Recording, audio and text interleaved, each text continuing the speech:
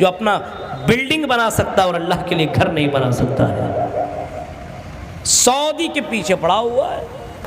اور جہاں مسجد کی ضرورت نہیں ہے، ابھی ہمارے مدنی صاحب کے پاس کچھ لوگ آئے تھے اسی فتویٰ کو لے کر کے کہ مولوی صاحب یہ بتائیے، ابھی آپ کے سامنے شیخ ثناء اللہ مدنی حفظہ اللہ نے خطاب کیا اولاد تربیت کے اوپر نا، وہی انہی کے پاس میں بھی بیٹھا ہوا تھا، کچھ لوگ آئے اور انہوں نے بھی یہی سوال کر بیٹھا، اچھا یہ بتائیے سعودی سے لوگ مسجد لاتے ہیں، اس کو بنواتے ہیں اور جہاں چاہتے ہیں وہاں بنوا دیتے ہیں، پبلک وبلک نہیں ہے، کیا یہ ٹھیک ٹھاک ہے؟ وہ کیوں بنواتے ہیں وہ جانے بھائی،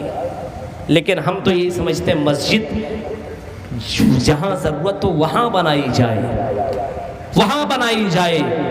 صرف مسجدیں بنا کر کے نام روشن کرانا یہ بہت بڑی بات نہیں ہے۔ مسجد تو بنا لی سب بھر میں ایمان کی حرارت میں، مسجد تو بنا لی سب بھر میں ایمان کی حرارت میں، من اپنا پاپی تھا برسوں میں نمازی بن نہ سکا، من اپنا پاپی تھا برسوں میں نمازی بن نہ سکا۔ مسجدیں بناؤ لیکن مسجدوں کو آباد کرو، مسجدوں کو آباد کرنے والا، تعمیر کرنے والا میرے بھائیوں ایسے لوگوں کے لیے جنت کی بشارت ہے، ایسے لوگوں کو مومن قرار دیا گیا۔ انما یعمر مساجد اللہ من آمن باللہ والیوم الآخر، جو آخرت کے اوپر یقین رکھتا ہو، جس کو اللہ کی ذات کے اوپر بھروسہ ہو کہ مرنے کے بعد اللہ کے یہاں حساب دینا پڑے گا، وہی لوگ مسجدوں کے تعمیر کیا کرتے، وہی لوگ مسجدوں کو بناتے۔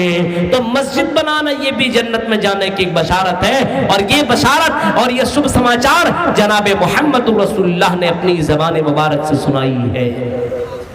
غور کیجئے، مبشرا و نذیرا، آپ نے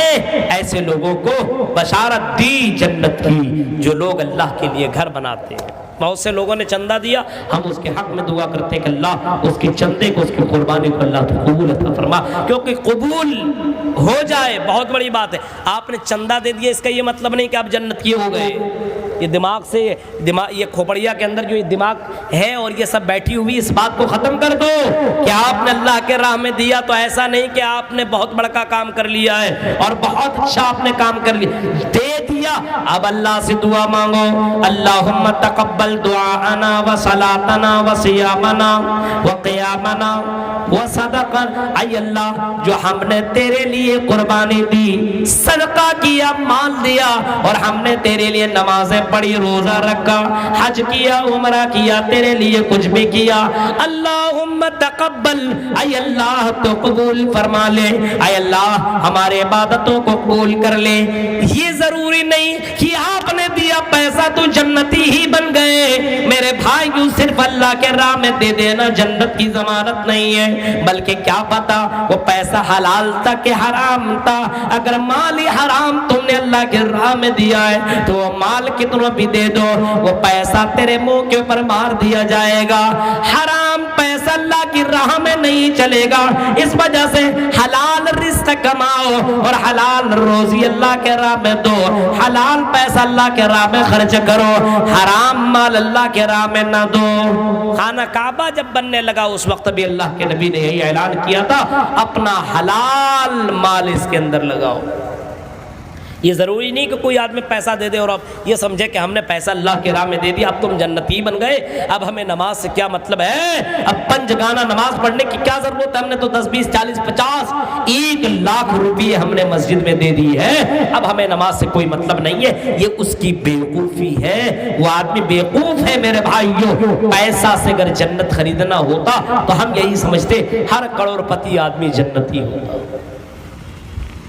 پیسہ ہے بھائی، اس کو پھر نماز روزے کی کیا ضرورت ہے، مسجد بنوا دو اور جنت میں چلے جاؤ۔ ایسا نہیں ہے، ایسا نہیں ہے، بلکہ آپ کو اللہ کے راہ میں خرچ کرنے کے بعد دعا مانگنی ہوگی، آپ کو یہ دعا مانگنی ہوگی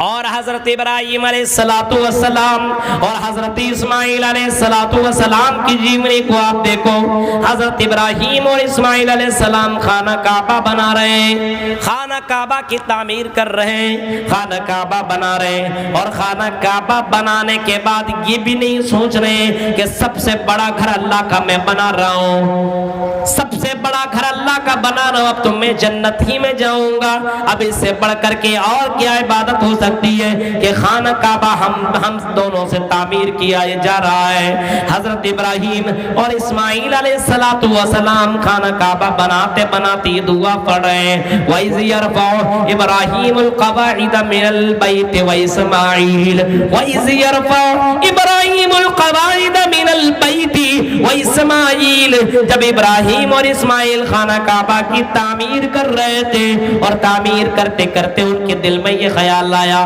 کہیں یہ دکھاوے میں شامل نہ ہو جائے, کہیں یہ ریاکاری میں شامل نہ ہو جائے. اسی خانہ کعبہ بناتے دوران حضرت ابراہیم اور اسماعیل نے دعا مانگے, ربنا تقبل منا, اے اللہ ہماری عبادت کو قبول کر لے. یہ چھوٹا سا عمل ہم کر رہے اللہ تیرے لیے کر رہے, یہ خانہ کعبہ بنا رہے اللہ, ہمارے اس خانہ کعبہ کو بنانے کو اللہ تو قبول کر لے. ربنا تقبل منا, اے اللہ تو ہماری عبادتوں کو قبول کر لے, ہمارے اس عمل کو قبول کر لے. ہم تیرے لیے گھر بنا رہے ہیں, اے اللہ قبول کرنے والا تو ہے, اس کا ثواب دینے والا تو ہے, اس کا بدلہ دینے والا تو ہے. انک انت السمیع العلیم, اے اللہ تو سننے والا اور جاننے والا ہے. غور کرو میرے بھائیو, سلف صالحین کی زندگیوں کو اگر آپ اٹھائیں گے تو آپ کو معلوم چلے گا, آپ کو پتا چلے گا, آپ کو جانکاری ہوگی. سلف صالحین جب رمضان کے روزے رکھ لیا کرتے تھے, رمضان کے روزے رکھنے کے بعد سلف صالحین یہ نہیں سوچتے تھے ہم نے روزہ رکھا, ہم نے نمازیں پڑھی, ہم نے قرآن کی تلاوت کی, ہم نے صدقہ و خیرات کر لیا,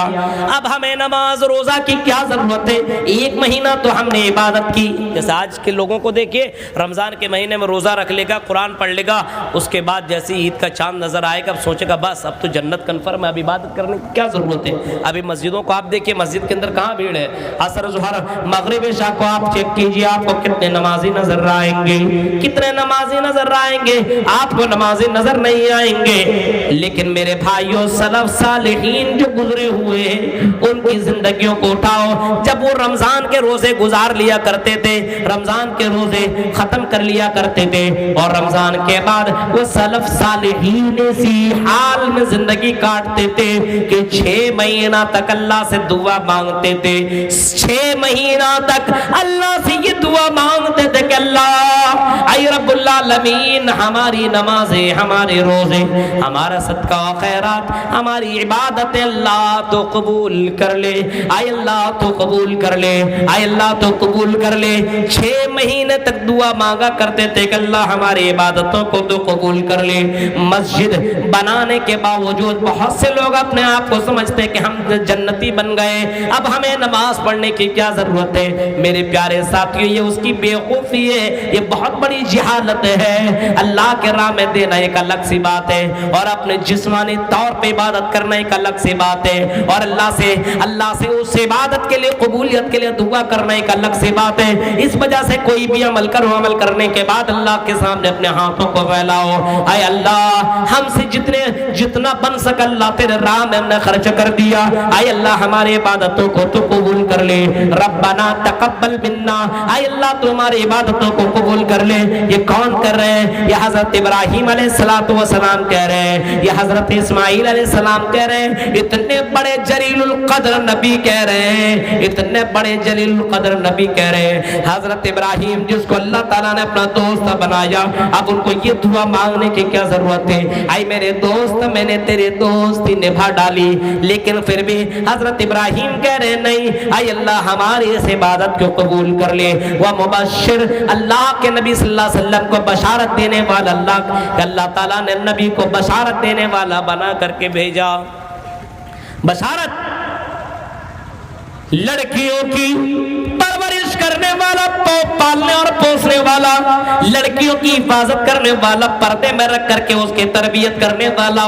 ایک دو نہیں, دو دو بیٹیوں اور بہنوں کی پرورش کرنے والوں سنو، اللہ کے نبی نے ایسوں کی بھی بشارت سنائی جنت کی، ایسوں کی بھی جنت کی بشارت سنائی ہے جو دو بیٹیوں کی پرورش کرتا ہو، دو بہنوں کی پرورش کرتا ہو، دو لڑکیوں کی پرورش کرتا ہو، ایسوں کی بھی جناب محمد رسول اللہ نے جنت کی بشارت سنائی ہے۔ اور لڑکیوں کے باپ اور لڑکیوں کے بھائیوں، تمہارے لیے بھی جنت کی بشارت محمد رسول اللہ نے سنائی ہے۔ من ابتلیا بہذہ البنات کن لہ سترا من النار، جس نے دو لڑکیوں کی پرورش کی، دو لڑکیوں کے ذریعے سے جن کو آزمایا گیا، دو بیٹیاں جس کو دی گئی، تین بیٹیاں دی گئی، اور دو بیٹیوں کی صحیح طور پر اس نے تربیت کی، اس کی دیکھ ریکھ کی، اس کی حفاظت کی، اور صحیح طریقے سے اس کو پڑھایا لکھایا اور اس کو اسلام کی تعلیم دی، اور اچھے گھرانے میں اس کی شادی کر دی۔ امام کائنات نے اس کو بھی جنت کی بشارت سنائی، فرمایا کن لہ سترا من النار، ایسوں کو جہنم سے بچا لیا جائے گا اور جنت کے اندر انٹری کر دیا جائے گا۔ دو لڑکیوں کی بشارت، دو لڑکیوں کی حفاظت کرنے والوں کو بھی محمد رسول اللہ نے جنت کی شب سماچار دی ہے اور جنت کی بشارت سنائی ہے۔